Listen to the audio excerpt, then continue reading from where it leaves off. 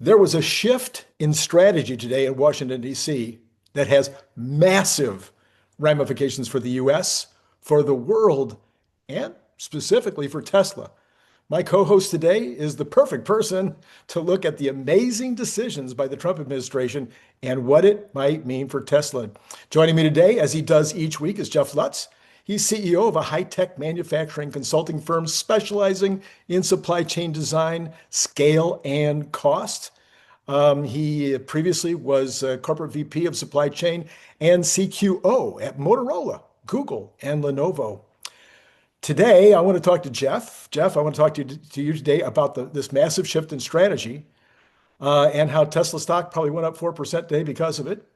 So, so super good, super glad to have you on today because I think this is just massive. I think it's just huge. What can you say about these announcements that we've heard? Well, it's good to see the administration. Good to be with you, by the way, Randy. It's good to see the administration focused on automation, and robotics is part of automation. Uh, what you're thinking about with automation is also can you relook at your product? Can you relook at how you make things, and can you simplify it before you're having that automation conversation? I mean, you can over automate things, you can automate the wrong things, and you can come up with a terrible cost structure if you don't have the right product, the right longevity, the right payback periods. So automation, there's this whole arbitrage that's happening right now between sending all of our manufacturing to Asia, uh, where the labor rates are literally in many cases 10x, 1/10 of what they are here, and that has allowed them to basically swallow the world's manufacturing. Uh, and there is a way to close that gap. But it's not doing the same things that they did, which right now they are ramping up automation. They have more robots per employee, more robots per product line, and way more than what we're doing right now in the US by multiple studies and by multiple benchmarks. So the way to beat them is to not do to not run their playbook. You have to run a different playbook that involves automation, that involves robotics, but involves actually taking it to a new level where you have this AI factory concept, and you approach automation, you approach product simplification, you approach it in a way that would allow you to leapfrog what they're doing. You can't do exactly what they're doing and when. So yeah, it's great that the administration. It'd be interesting to see what policies come from this. Right now, there are policies that actually hurt manufacturing in the U.S. And so I think what I see happening is I do see regulation reduction occurring. It's happening. I've seen these chunks happening, and that's probably actually going to have a huge impact, favorable impact. I think the beautiful bill from July has a lot of favorable, actually mostly almost all favorable impact to manufacturing things in the US. And the thing that just continues to bite us, and I think the administration is adjusting and course correcting, is just the tariff policy and how it's applied.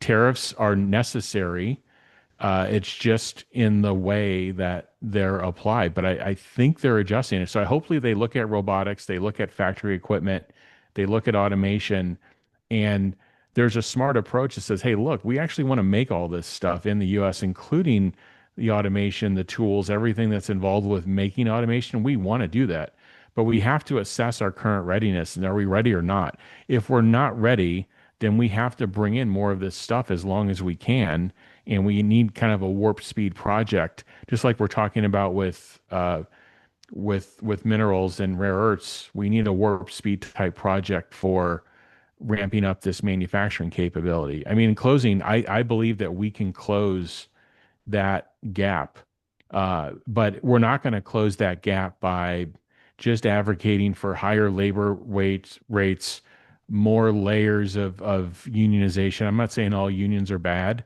but when it's $60 to per operator to build a car here and it's between $2 and $10 a few hundred miles south in Mexico, you've got something you have an equation you need to figure out. So, do we look at it? I mean, again, Elon has been very, very clear about his theories with regard to automation, about the steps that he takes before he automates. He made the big mistake on the Model 3 initially, and then what do you call it, Dreadnought. But now maybe we're getting close to the Dreadnought. And is that what we need to be doing everywhere where it makes sense? Is that kind of what you're saying?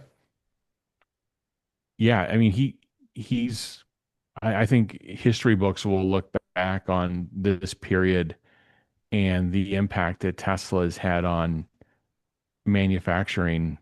I mean, manufacturing EV is difficult enough, even though it's less parts.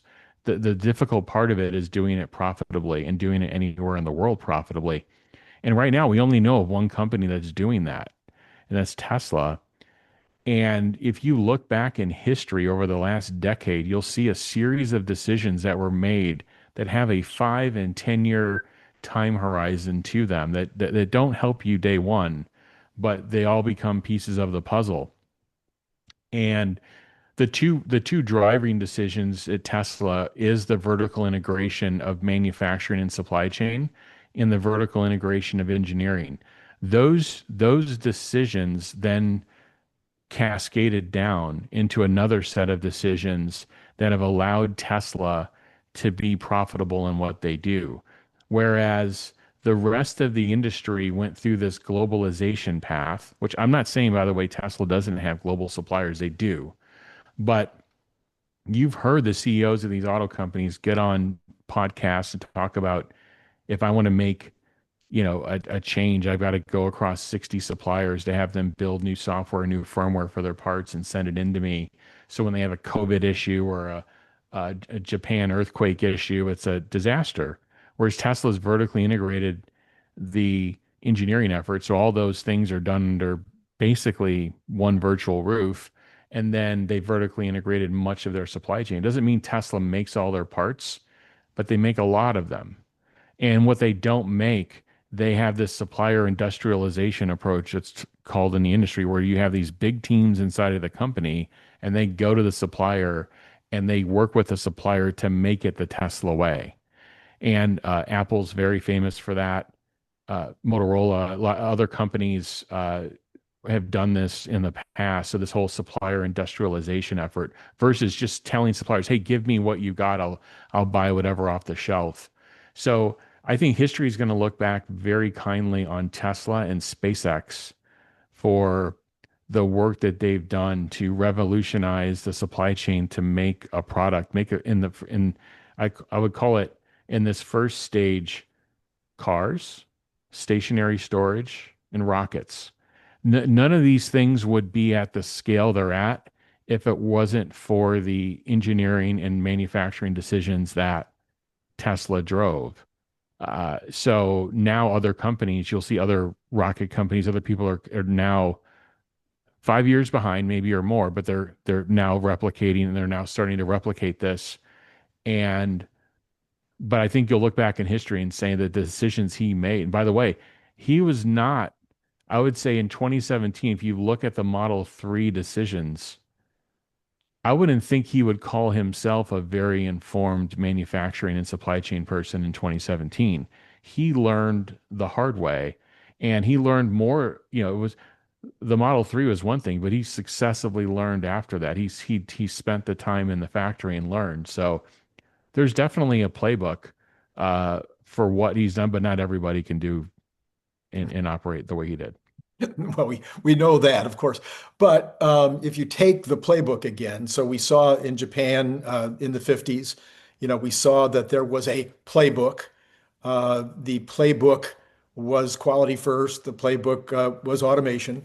And that playbook in 20 years turned Japan into this behemoth that was basically taking, we thought in America, I don't know, you were just a child, but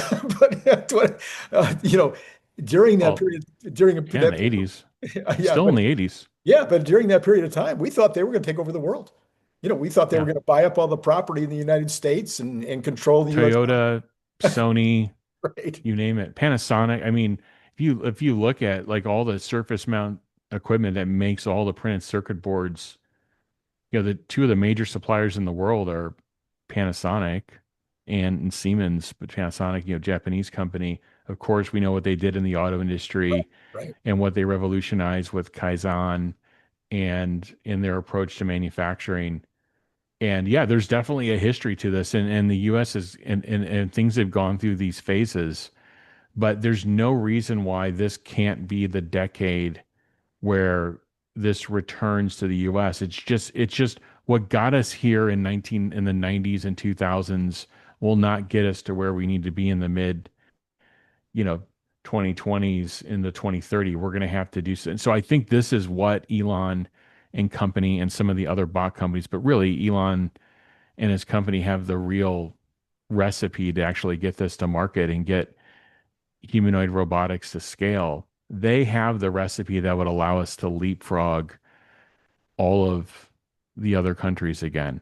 And this is why the manufacturing of humanoids is not going to be uh, everybody gets the same thing, globalized thing. I think this is going to be a very hotly contested uh, national security thing for every country. Just like, by the way, AI is turning into that too. Yeah. They're just not as capable. And I think they're going to find on humanoids, they're going to find that they're not as capable. When I say not they, I'm talking about countries outside of the US and China are just going to find that they're just not as capable as these two countries on manufacturing and AI and coupling those two together to make something at a price point and at a scale that others will find very difficult to do. So yeah, I I think the next age in manufacturing is going to be AI driven manufacturing. This is why when I hear people talk about AI being a bubble, and I'm in the manufacturing world now, and I see that there's essentially almost no usage, no consistent usage across factories, across supply chains of AI. Somebody will pop their head up and comment in here, "Oh, I'm from this company and we did this one thing." Yeah. Oh, great. Yeah. I, now take the collective number of decisions that are made in a supply chain every day, every minute, every nanosecond. Take the collective decisions that are made in running a factory, running the manufacturing line, running the quality operation, and now say, are those human driven decisions? Are those AI driven decisions? And what you'll find, you'll be humbled very quickly that 99.9999, and we can probably say nine for the next minute, of those decisions are human made. Yeah, it's the way that they've been doing it. We have an older cadre of professionals running companies right now because the young people are tending to go into some of these newer industries as opposed to going into factories, going into manufacturing. Correct. And so we have an older group that's running them, so they're kind of set in their ways. Not everybody can be like you and me, so modern and up to date. And I'm saying that sincerely. I think both of us are really staying right up to date. There is so today's announcement though was very specifically with regard to robotics. We have two or three, four, five, maybe six, up to six companies in the US now that are going into the humanoid space or some variation of the humanoid space. I think you've been associated or looked at those companies pretty closely. Is Tesla? I mean, as far as I'm concerned, in my studies, Tesla is the flat out. I mean, they're just again, maybe they're 2 years ahead, but then when it gets to manufacturing, they'll be 5 years ahead. Is that a little bit of how you're seeing it? Yeah, it's one of these filters that the product has to pass through. First off, you have to develop a good product. And most of these companies, I mean, they have these, like this Unitree robot has meat hooks for hands. So this thing is going to be able to pick up two by fours and do things like that. But are you going to spend that many thousands of dollars to do the one operation? Or are you going to use conventional robots to do that? You're going to use conventional robots. And so first off, you have to have the right product. And then once you've specced out the right product that can do many things in the world, many thousands, millions of different tasks in the world, Now you've got to figure out, okay, well, how do I give this thing an AI brain? Well, Tesla has now given the car an AI brain, and they've given your computer and smartphone an AI brain with Grok, XAI and Grok. So if any company can take those two worlds of physical AI and in this path to super intelligence and meld those two together into a product, it's gonna be Tesla. Elon's the CEO of both of those companies. So that's first you have to have a good product, then the good product description or like a product approach, and then you need the AI brain. This is what Elon talks about, by the way. It's not Right. uh, me. And then you I guess it kind of goes back to the product conversation. You need that robot we saw running across the screen. So now we know that Optimus can run somewhere between, whatever, 4 to 8 miles an hour, which tells you that it can potentially move abruptly now in different operations. It's not going to be this thing, clunking around.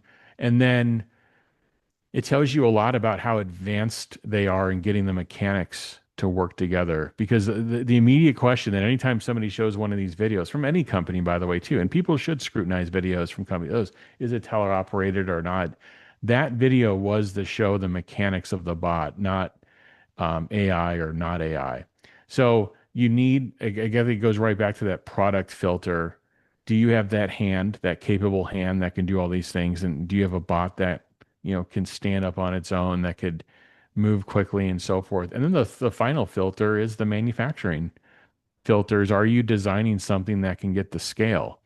Or do you have this? I heard this one robotic CEO that's like, he's like, I'm focused on AI, I'm focused on this and that. He goes, I don't think we're going to have a problem manufacturing. And then I'm like, okay, well, maybe this CEO has produced a lot of product in the past and knows the pain of manufacturing. Yeah. Literally the most complex product in the world Right. is going to be a humanoid. Right. Now, we can have a debate on, is that the lithography of making silicon? Is that more complex? I get it. But that quite frankly there's a tremendous automation Hmm. and almost borderline magic that's occurring between ASML and their fab partners.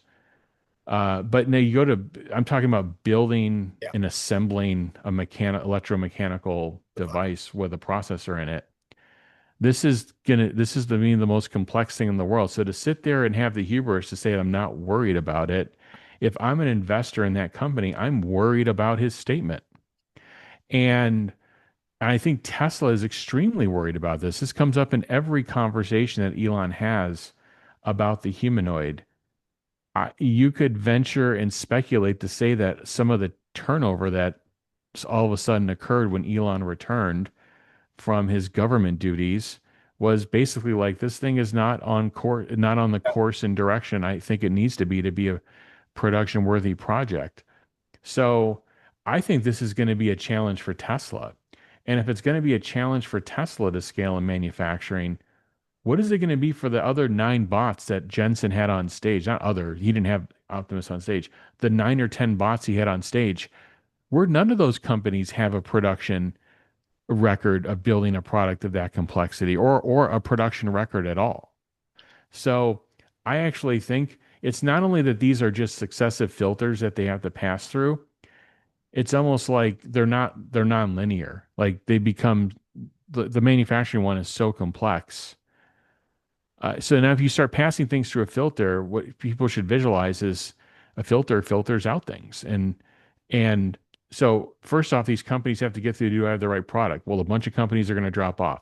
And then it's got to pass through the filter of, well, can I make the AI brain? And can I do it myself, or do I have to go buy it from somebody? If I buy it from somebody, I've got to pay them for it. And then once I get past that, now I have to manufacture. So a bunch of people are going to drop off in the AI brain. Either they're not going to get a good AI brain, or it's going to be this integration mess where NVIDIA's in the middle of working with 50 different partners. And how does NVIDIA know how to prioritize that? And then finally, then a bunch will drop off in that part of the filter. And then whoever passes through that filter, who has the right product, who somehow developed an economical AI brain, now they've got to manufacture the most difficult product in the world. I think a lot more people just fall out in that filter too. So I think your summary is correct. I think, and there were people that call themselves experts in this space saying, by Tesla, quote unquote, delaying themselves this year, that they fell behind an Apptronic or fell behind a whomever. And my take, and I've been in the middle of these things before, is I'm not sure that those companies can readily assess where they're at relative to mass production like a Tesla could. So, of course, I'm bullish on Tesla. Of course, I have some implicit bias, but I'm not bashful to also say what I think is going wrong there. And obviously, it was going in the wrong direction before Elon made some changes. But I think Tesla now passing through those three filters, there isn't a company with greater probability of success than them. So one of the thoughts that I had, especially because you're the supply chain guy, and because I guess I wrote the article, not the book, on going vertical from virtual in Inc. magazine many years ago. Um, Figure AI, or Figure rather, is Figure AI? Anyway, Figure, who Figure AI. probably has one of the better bots out there. He talks about being vertical. And every time he says that, it throws a red flag for me because I understand the benefits of being vertical. That's how I ran my factory. But but is this going to be the right place to go that vertical where you have to make the best actuators, you have to make the best tendons or whatever they're going to use to, I mean, it seems to me that this is going to be, if my actuator part of my company fails, the whole thing fails. Yeah. Well, when you vertically integrate, you place immense pressure on yourself and your teams. And but when you don't vertically integrate, that pressure is just distributed to these other suppliers, but you're still, as the OEM, as the person who's building the final product, you're still accountable, even whether it's built at a supplier or built in your factory. So they either have the juice or they don't. They either designed an actuator that somebody can make, and if they didn't design an actuator that someone can make, they do it themselves. And if they do it themselves, they still have to design an actuator that somebody can make because themselves, they're still real people. They still go to McDonald's. Right. They still breathe the same air that we breathe. So just because you're vertically integrated doesn't mean you get a pass on these things. And so maybe they figured it out. I mean, they've hired a lot of smart people at that company. So it's not it's not out of the question that they haven't figured a lot of things out. Uh, but I will tell you this, when you're a group of people and you're from all different kinds of companies, I can just tell you, I've been in this experience before and it's a mess because a group of them, you're gonna have these cliques forming of, okay, these are the Apple people, and this is how they do product development at Apple. And here are the phases, and here are the gates, and this is what manufacturing owns, this is what engineering owns. And then some of those people are going to be from Boston Dynamics. Well, they did things a certain way. Well, some of those people are going to be from another company. So when you're a new company and then you're uh, a gathering of multiple kinds of other cultures and companies, the only way that that works is if you have a strong original culture that you create. And that's what happened at Tesla over time. But it wasn't perfect at Tesla. Tesla had its contingents of people too in the early days because you had people that came from the auto industry and then you had people that came from Silicon Valley. Then you had people that just Silicon Valley tech companies and people that just came from the Silicon Valley, you know, educational scene. Like you're just bringing all these different minds together and you still had different cliques. I think now, though, over the last decade, maybe 5 to 10 years, Tesla has developed their own culture, Yeah. the Elon driven culture. And now they are a culture that gets exported to other companies. Yeah. Okay. So, all right. So if Tesla, I think you and I would both agree, is way in the lead on this. If they get this production line up and going next year and they make thousands and maybe tens of thousands of robots, I keep having this argument with people that know way less about it than you. So I think you should be the final arbiter on this one. If we can do, let's say, 50,000 robots next year, how hard is it to go to 500,000 and then 5 million? It seems to me it's cut and paste. Once you've done it, I mean, I know I could have done, I know my water bottles were not, anything like the sophistication, but I could add more equipment. I could open another building and keep making the same darn bottle. Can't you just, once you've got that robot dialed in, can't you just, cut and paste? Well, if you think about it, there's certain laws in manufacturing to think through. It is, and I've been in multiple scenarios and positions like this where you have a hit product and all of a sudden your management, who is not informed, is not going to know as much about you and supply chain or his product necessarily, says, "Hey, that's great, but we need you to double in the next quarter." And then after that next quarter, we need you to double again. And then next quarter, we need you to double again. So if you just take a round number and let's say they make 1,000 bots this year. I know it's a very low number, but let's just say that there's 1,000 bots made and deployed. And you say they're going to 10x, or I know you used a round number of 50,000. Let's use your number of 50,000. First off, I don't think there's any way they get the 50,000 this year. I could be proven, or sorry, in this coming year, 2026, I could be proven wrong because you have to think about the numbers. You have to think for a minute about them. And if you're going to 10x, so let's just say you double every quarter. Let's say you're at 50,000 by the end of this year.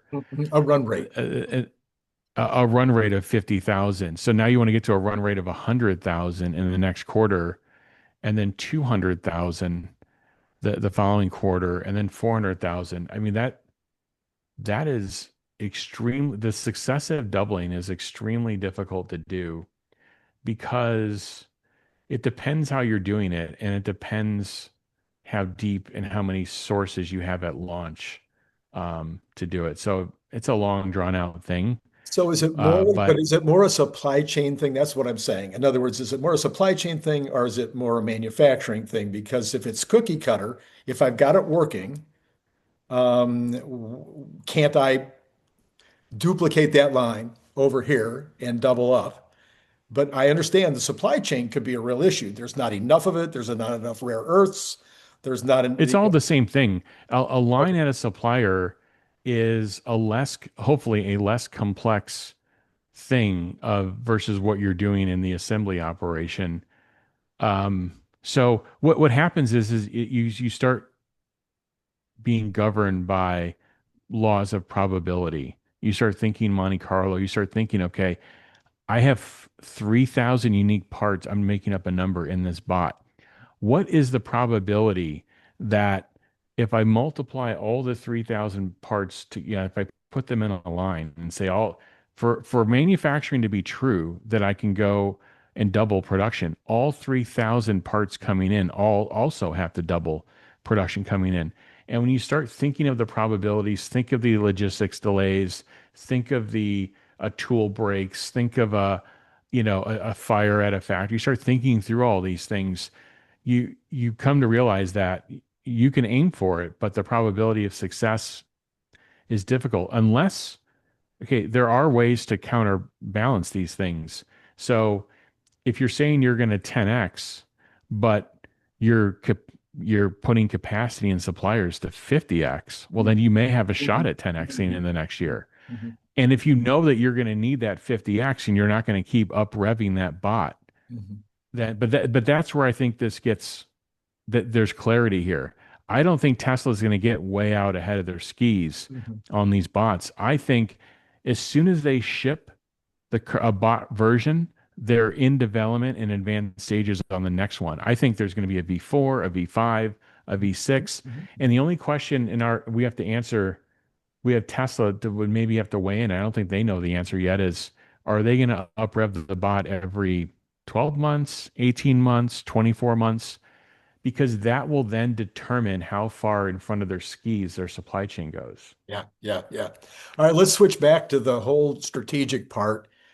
Even before Trump came into office, he was talking about strategic resources. And I picked up on it really early. I really love to listen to Elon and listen to Trump and believe them. Okay. And it was like something that Larry Goldberg and I talked about early before he was even elected. And it was like, okay, yeah, it makes so much sense that we need to have these strategic capabilities in the United States. So right now, I'm thinking that they're looking at these, and maybe you've got some that I'm missing. AI, we have to be number one in AI, data centers, and the energy centers, the energy to run them. So we have to be ahead both on the intellectual side of it. We have to be ahead on the data centers. We have to be ahead on the energy, or we're going to fall behind in somewhere in that. Then there's robotics. We just talked about drones and advanced military weaponry from the likes of guys like Palmer Luckey. We just have to be, and they sounds like they're going that direction. I think it was somebody today who said that they're going to have 250,000 drones in 2 years or whatever. Domestic mining and refining, and then onshoring of factory capability, which we just spent a lot of time talking about. So, did I miss anything? And would that be kind of the components of having the strategic capability to continue to be the most advanced country in the world? Yeah, no, they're the right targets. And if I take them one by one, I do think the US leads in AI, but I think the way China does their open source models, they can quickly catch an existing closed source model in the US, maybe a little bit after, Mhm. but then they disseminate it wide and everybody can do development on it because it's open. Right. So there's a debate going on between what we're doing here and how they're doing it there. But I do think we have a lead both in our hardware, our chips, and our models. But like I said, they have a different approach and it may allow them to, at some point, pass us, at least on the software side. Um, on the drone side, it's not clear. We have to see what the metrics are. It sounds like there's a lot of executive order and Department of War. There's a lot of money. There's a lot of orders kind of being thrown at drones, and I would say it's not clear to me yet. I may not be the best person. Like if I'm looking at a traditional matrix of like, do we have better tech? Mhm. Do we have do we have the manufacturing capability? I'm not clear what boxes I would check. My gut would tell me that I would actually be China would be checking the box on both tech and definitely capacity. So I think that there's work that we have to do in that space. And robotics, the metrics are clear, and automation, we're way behind China. But I don't like saying this, by the way, because I grew up starting to manufacture in the U.S. Yeah. So I don't like saying any of this, but those are the facts. If you look at the number of, and I have these statistics, but the number of bots per employee, bots per product line, and again, it's not Early days. universal. Yeah. Tesla's more automated than BYD for Right. the most, and as it relates to 100%. assembling A lot. cars. Yeah. A lot more. Yeah. Yeah. So it's not universal, but also Tesla is a unique example. Exactly. Yes. Yeah. So, but we're definitely getting beat in automation and robotics, and there needs to be a clear plan on that. Um, and then, yeah, I forgot. I'm not sure if I remember the other categories, but Domestic mining and refining and onshoring, onshoring a well, factory. we're getting crushed in mining and refining. It's not even close. Crushed It's going is to an take us. unusual word to use in that case. Crushed. Yeah, true. Well, it's weird. I mean, if you just look at rare earth minerals, so we have the stuff in the ground we need. Yeah. We only have less than 1%, I think, of the world's refining capacity in China on some of the elements, some of the critical ones too. Like I think dysprosium or terbium, one of the two or both. They have 99% of the refining capacity. Yeah. So these are things, but I think we can overcome those things in a couple of ways with rare earths. One is I do think we can bring up a lot of capacity in a couple of years. It's not now. So the president had to make this deal with China and he had to unlock rare earths. He Right. had to do it. Um, but I think through alternate ferrites, alternate magnet types, there's a company called Neuron Magnetics in Minnesota. There are ways to either in product, like there are ways in product to say, well, maybe I don't need a magnet of that strength.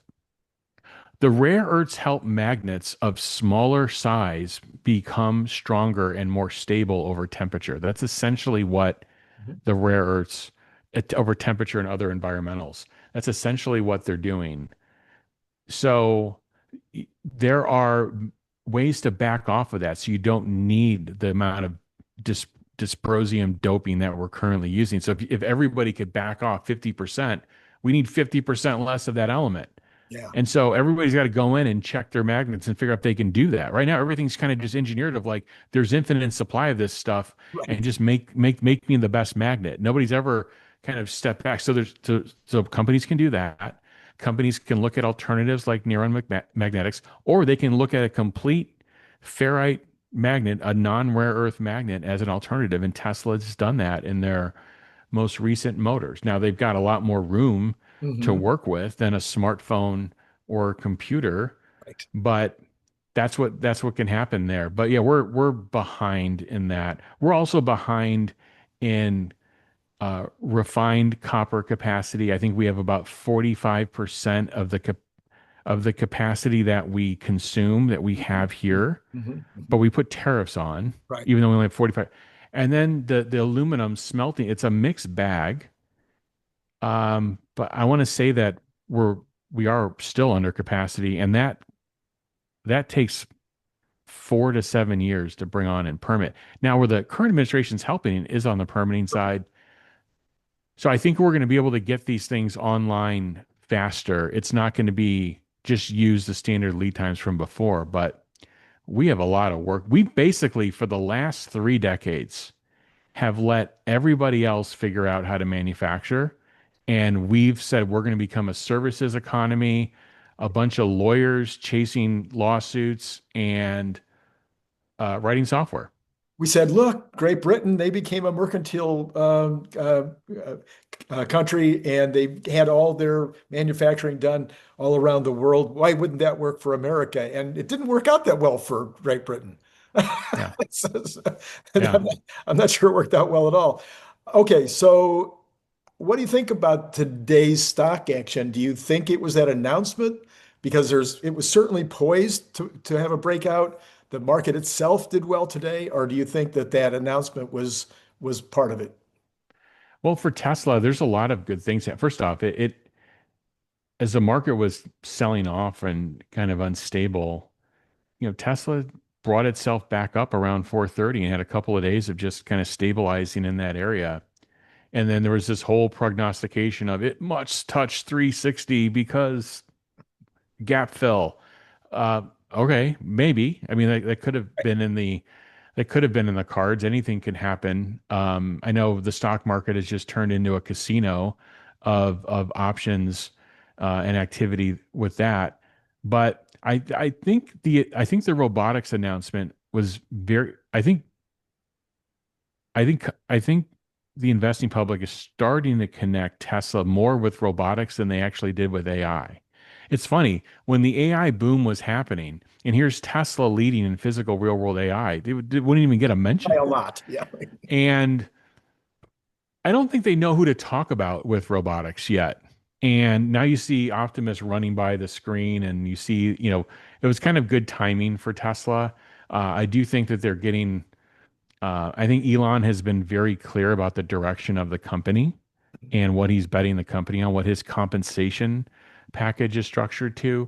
So I think Tesla and robotics will definitely be tied together. And I think that helped. I think we got good China numbers from November. Yeah. Yeah. very strong. And now we're getting, I hate hearing these like, oh, we're sold out. Like, okay, are we producing less? Do you have a part issue, or is the demand higher? I don't know the answer to that question, but we're apparently sold out into January. Right. And I don't know about you. I'm kind of seeing a mixed bag on the incentives. I'm not seeing Tesla put a bunch of incentives out there. Which would tell me Um, that they're doing well in the US and Europe. No incentives yeah, in we're Europe either. getting mixed stuff. I mean, again, I'll be the same. I'll be a broken record on these monthly Yeah. reports. I mean, they're a mixed bag. They can make changes in their supply chain 8 ways to Sunday of like, Right. okay, Right. I'm in Berlin. I guess what? I'm not going to serve Germany in October Right. because in on December 28th, I can make a car and sell it in Germany. So why would I do that versus sending those cars over to Czechoslovakia or wherever, something where it takes my distribution lane, 4 to 6 weeks to land into a customer and rev rec it. So the monthly stuff is literally clickbait money for these publications. That's all it is. It is mostly garbage to hear. Even the good news is Yeah. mostly Right. just it's not very useful. But like I said, I do think I mean the CP the China report, that's real Yeah. information Yeah. Yeah. that we're getting on wholesale. So we had a good China report, robotics, and I mean if the market wakes up and wants to do this S&P run the 7,000, Tesla has lagged all year, and a lot of these funds want to figure out how to catch up. Hmm. And look at all the price targets. I mean, they've universally been, all these banks came out and now they've gone 500 to Right. $600 on Tesla. And these are major ratings. And I would say, Randy, the FSD 14.2.1 realization, and just Yeah. people now doing the physical test drives in person, and just And in there's a Germany re- and in France and in Italy and Spain. yes. Yeah. Yeah. There's a realization that this may be solved, and for the first time actually solved at scale, because the existing robotaxi services out there are not solved at scale. A couple of thousand cars is not a scalable solution when there's literally billions of rides needed per year. That's not scale. So Tesla, the realization that Tesla may have solved this is also playing. Tesla is not a 200x PE company because they make great EVs. All right. Well, that gives me my segue exactly. Duh. The car company and the energy company might be worth a couple of $100 a share, and the rest of it is all optionality on robotaxi. And I've been saying robotaxi and Optimus, but I just wonder. Even talking to Nicholas last night, Gibbs, he's like, "Well, no, I don't think anybody's got Optimus in their numbers yet." What do you think? Do you think people have Optimus in their numbers yet?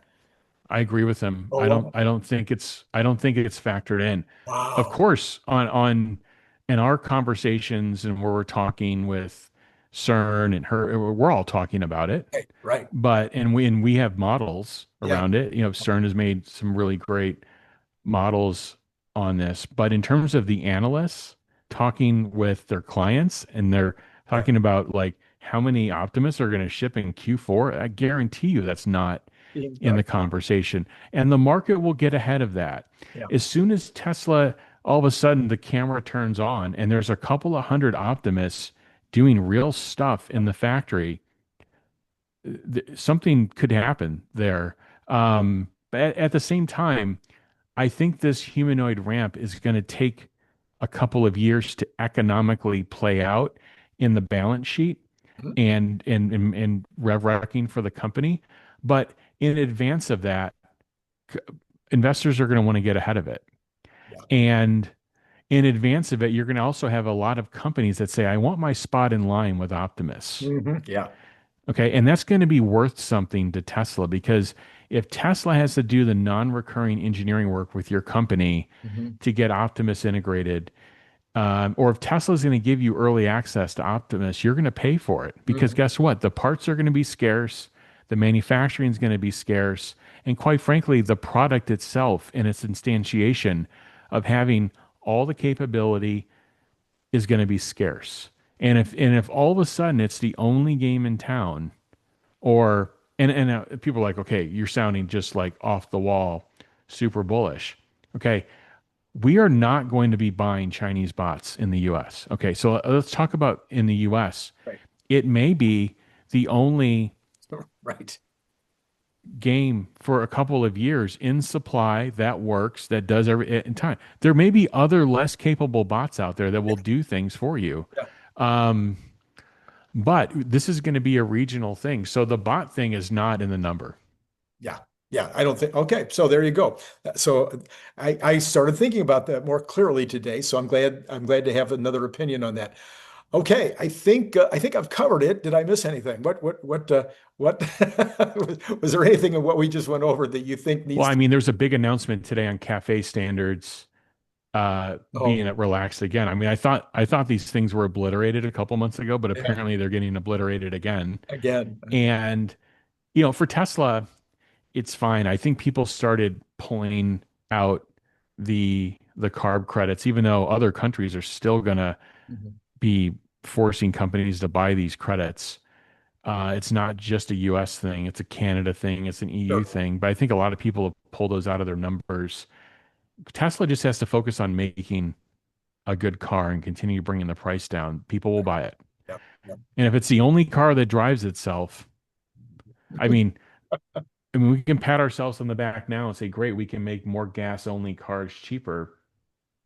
I don't think that that's positioning Ford, GM, and other companies on the world stage in a better way. The world stage is wants more EVs, and I don't think this is positioning them. To me, this is shuffling deck chairs on the Titanic. I I would tend to agree. All right. In fact, I would agree. Wholeheartedly agree. Jeff, as always, thank you for jumping on. That was great. I really enjoyed it. For those of you who have another 45 minutes or so, maybe an hour to listen to Brian Wong, we'll be covering different things, but in some cases there's some crossover. So it might be kind of a good back to back. I'll put the card right there. That's all I got, Jeff. And so I want to say again, thank you. And for all of you out there, it has been great talking to you.